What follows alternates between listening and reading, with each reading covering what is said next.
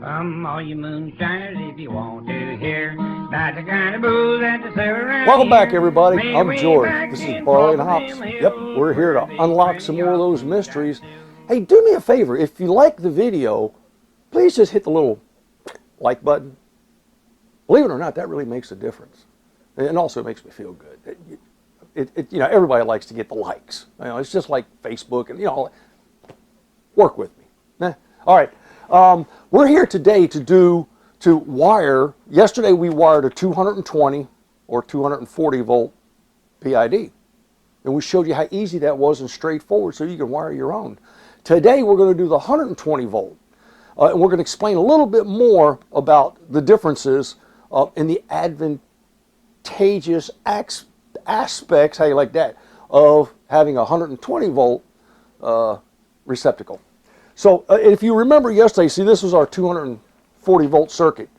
Look, if this is confusing right now, it won't be in a few seconds, but you can always go back right there and watch yesterday's video. Oh yeah, and give it a like. Okay. We're still using 3 wires. Okay. Yesterday we were using 240. So that means that this one was 120 volts, the white one, the black one was 120 volts, and of course the green one was ground. And that's what we were doing yesterday. So we had the 240 volt switch, 240 volt receptacle, and we tapped off the 240 volts to run our PID. And we also tapped off the 240 volts to run our fan. You know, we made it simple. And we use small wire to run the small appliances, PID, fan, because they draw, the amperage that they draw is so low. It's almost it's perceptible, but it's, for our purposes, it's imperceptible compared to what's going on right here. Okay? So remember, this is, you know, amperage. When your resistance goes down, gets smaller, your amperage shoots way up, okay? It's just like taking these 2 wires and connect them, you know, the fuse blows because your amperage shoots up, skyrockets. So, and just because you're providing 20 amps does not necessarily mean that's what's there. What will dictate the amperage draw through here is what's plugged into it. If whatever you got plugged in is only drawing 5 amps at its maximum run, it's only going to draw 5 amps. It's not going to get 20 and leave anything behind. It's just going to draw 5 amps. Okay, but this circuit in particular was capable of providing 20 amps. Let's get to it. Now, I've got this. We're going to change this out. We're going to change this out. And I'm going to show you how simple this is, and you're going to love it. You're going to love it. Give me a second, and I'm going to attach. I'm going to leave these on here for comparison, but I'm going to attach the 2 new items on here to show you how we do it with a 120 volt circuit. Okay, I got those screwed down, but I wanted to show you a couple things before we get started. So, again, if you skip this part of it, later on I'm going to mention the different colors and screws, and you're going to, oh, sorry. So, bear with me. Yesterday we talked about this, and remember, in electrical connections, you know, controllers like switches and receptacles and plugs and things, there's a convention, and it's brass is hot, silver is neutral. And in this particular case, these 2 are black and the top 2 are brass because it's 240. You know, you got 2 hot legs. There's no neutral. So, and I wanted to show that to you. See, this is an on-off, 120 volt on-off switch, on-off, okay? And you see it's got a brass screw. There you go, brass screw and a brass screw. That's because we always break the hot leg. So, brass, brass, hot, hot. Now this is the receptacle. And you'll notice, and all receptacles are made generally the same way. I mean, they may be different shapes and sizes, but they're all made generally the same way. The largest, there you go, that's the smallest.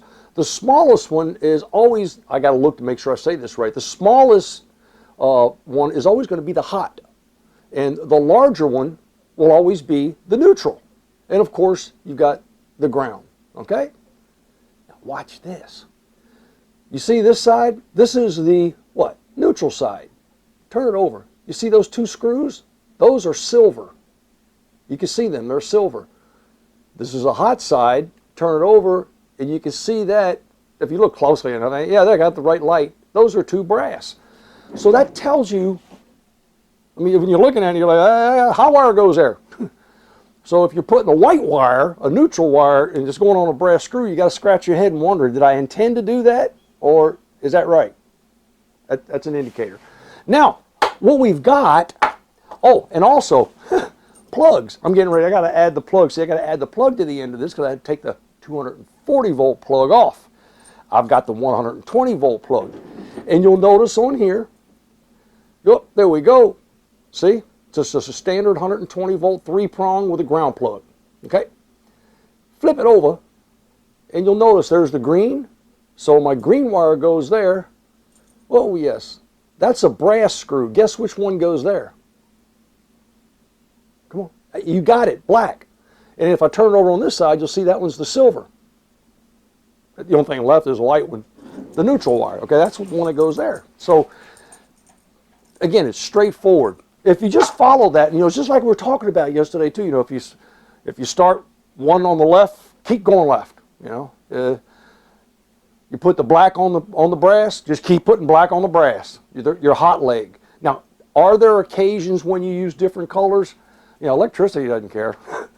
It really doesn't. It has no clue what color wire it's in. But we use, in 120 volt circuits, we use the black one is the hot and the white one is the neutral. And that's only so that the guy following you coming through goes, yeah, I know everybody uses black, hot, white, neutral, and they'll know what to do. If you happen to use a white one for a hot, just make sure you put a piece of black tape around it. And that indicates that I've changed it from a white to a black. Okay, let's get started here. The first thing I want to do is I just want to disconnect this because these are no longer useful to me. Give me a sec. I'm back, and I even put the plug on while I was gone. All right, I've already pre-wired one wire because it's sort of like the gimme, the green one, to the green screw, and then the jumper wire to the green screw on the receptacle. So now you have your ground already there. Now remember we said that we're using 120 volts. That means one wire is hot and one wire is going to be the neutral. In this particular case, you'll see that we've got, here's the brass screw. So what do you think? That's the hot side. That's the side that we're going to switch. We're going to turn the hot side on and off.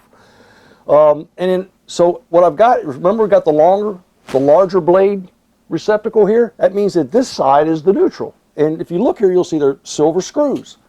And on this side, of course, would be the brass screws. So the first thing we're going to do, this just makes it so much fun and so easy. We're going to connect our white wire, which is our neutral, and you can put it on either one of them screws. It don't matter.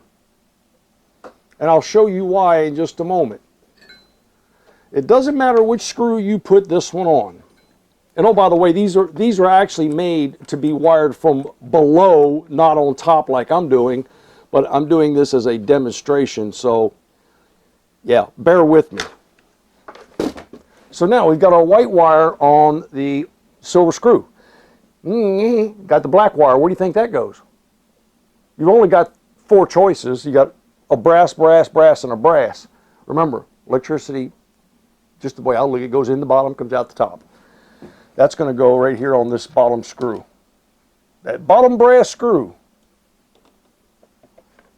So there we go. So now, it just so happens that I left the power cables on the solid state relay because they don't change. Pins 1 and pins 2, Power goes in 1, comes out 2.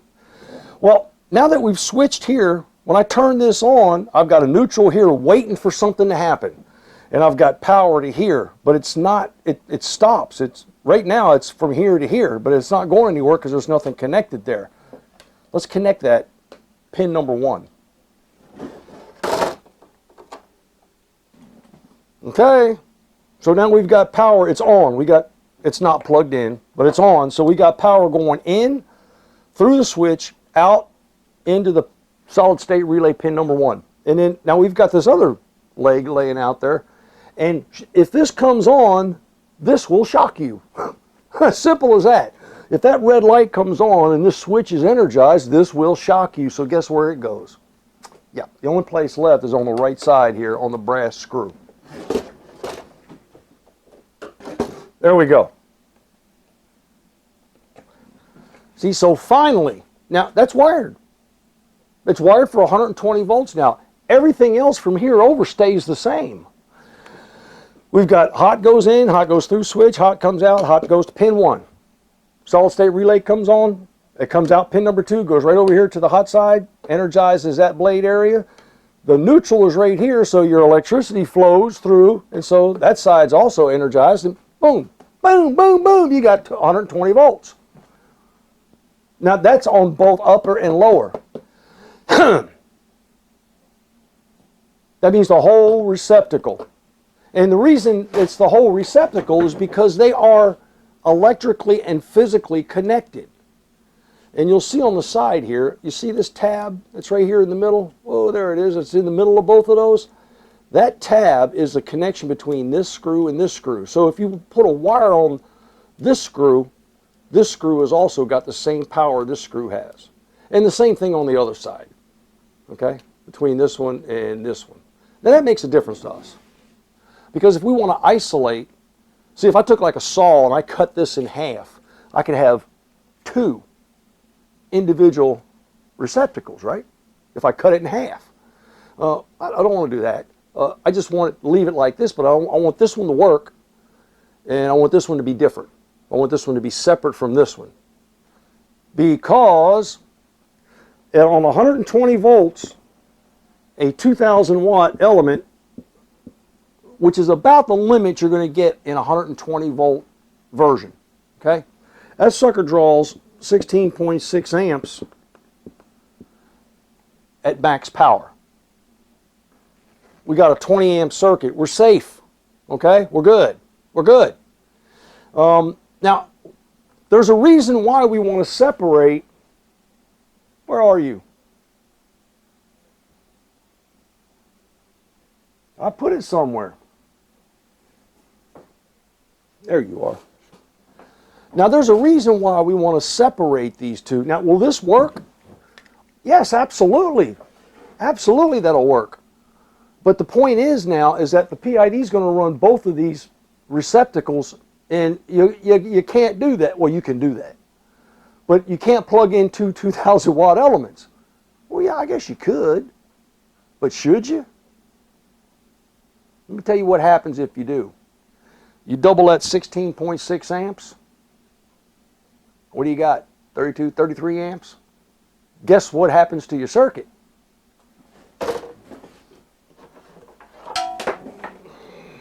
Oh, yep. As soon as it surpasses 20 amps, this shuts off. Okay?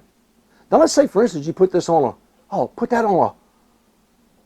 on a 40 amp circuit. That way it won't blow. Yeah, you're right, it won't.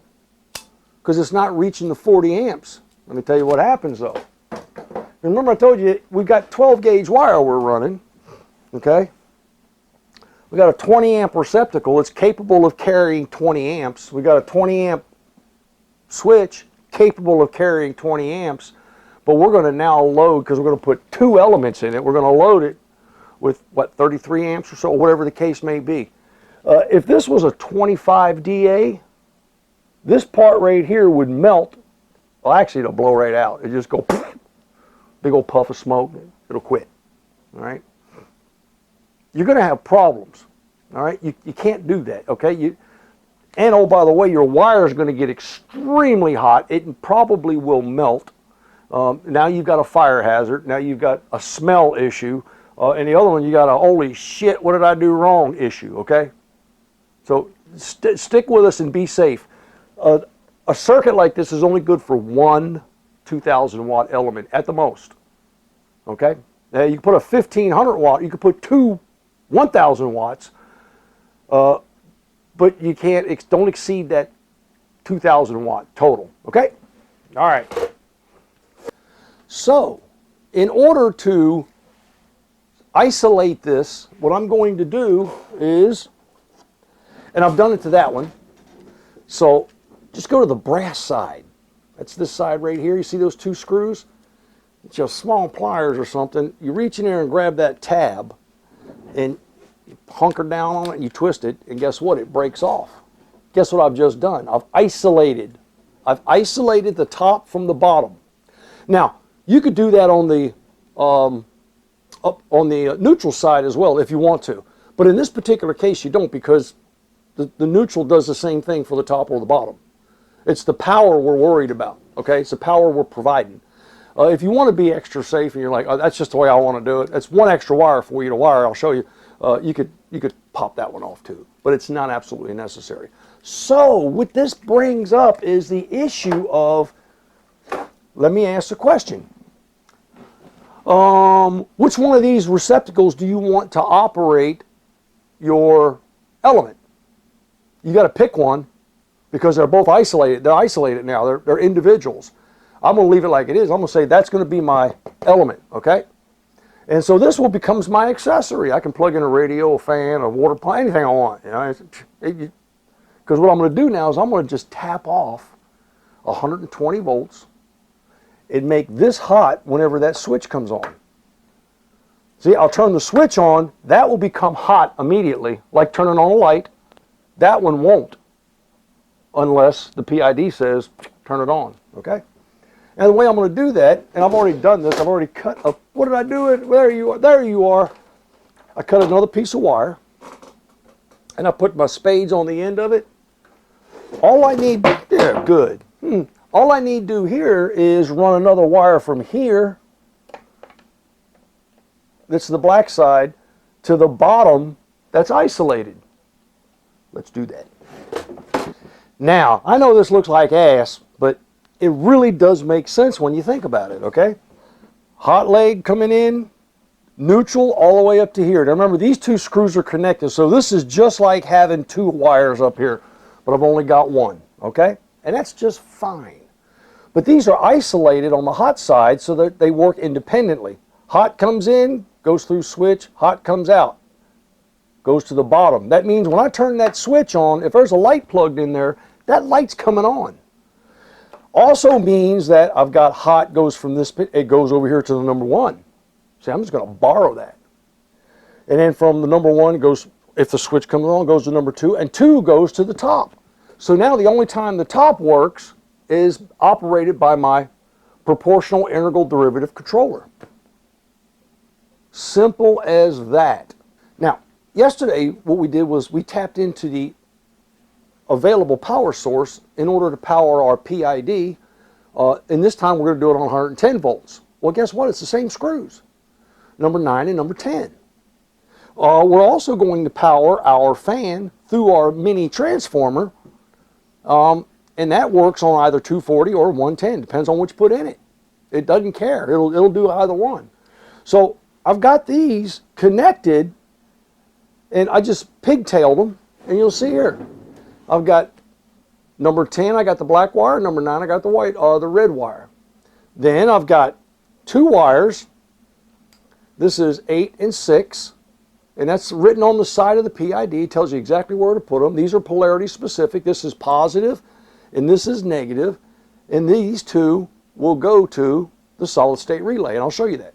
And then, of course, last but not least is my thermocouple, and that's also polarity specific, and that goes to pins 3 and 4. In this case, 4 happens to be positive, and 3 happens to be negative. It's that simple. Now, yeah, when you're working with 12 volts, and when you're working with direct current, DC, it's strange. Red's hot, black is ground. When you're working with AC, black's hot, white's neutral, green's ground. It's something you just keep in your head, okay? Now, where are we going to get this power from? What are I'll ask you, what are our options? Well, our options are multiple here. Actually, we can take it from here and here if we wanted to, but then that means that it would always be on as soon as I plugged it in. There's off, so I know the electricity stops here. I can actually take it from here and here, or I already got two there. I can take it, there's an empty screw here. Remember I told you the neutrals are always connected anyways. I'll put the red one there, and I'll put the black one over here on this one, on the bottom one, because I know that when I turn the light switch on, when I turn the switch on, if something was plugged in there, it would come on, so that means that's going to be hot. So that's what I want. When I turn that on, I want my PID to run. Do it. Well now, the moment of truth. And this is going to happen whether you like it or not. It's either going to work or it's not going to work. I've got it plugged in, so back up. No, I'm confident. When I turn my switch on, look at that. My fan comes on and my PID comes on. Let me show you something.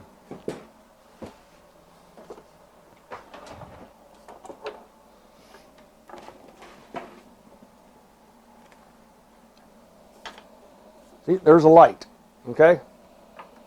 When I plug this in here, the light comes on. Now watch what happens when I turn it off, the light goes off, okay? So that means that this is hot all the time, and I know it's hot all the time because my PID is coming on. Now you'll notice that my PID is at 23.4, and I got it set to 24. What this is it's always, it always comes to you in centigrade. You just got to change it to Fahrenheit. Let's make that a little higher. Just so we're going to make that 25. There we go. Set. Okay, now my outlight is on down here because what it's doing is it's saying, well, I'm not there yet, so I'm just going to give you some power. And you'll see that my red light's blinking on the solid state relay. Let's plug it in here and see what happens. See, every time it blinks, that light bulb comes on. That lets me know that it's energized. And it's energized to the level or to the degree necessary in order to heat that element to the appropriate power to bring it between 23.4 and 25. It's right now, it's just searching, it's fine. It's like, okay, I'm going to give it power. Wait a while, let me see what happens. Nothing's happened. Let me give it some more power. And of course, nothing's happening. Let me give it some more power. Nothing. If I grab this, of course, the temperature will start to change. And then the cycle of that will start to change. There we go. Now it's at 25. Boom. 26. You see the light went out. It's not going to come back on because it's already exceeded my set value. Folks, that's it in a nutshell. Okay? So we've gone through, we've wired the 120 straight direct, and then I've showed you how we isolate the receptacle so that you can have an accessory, because you never want to run two elements off of one receptacle. All right?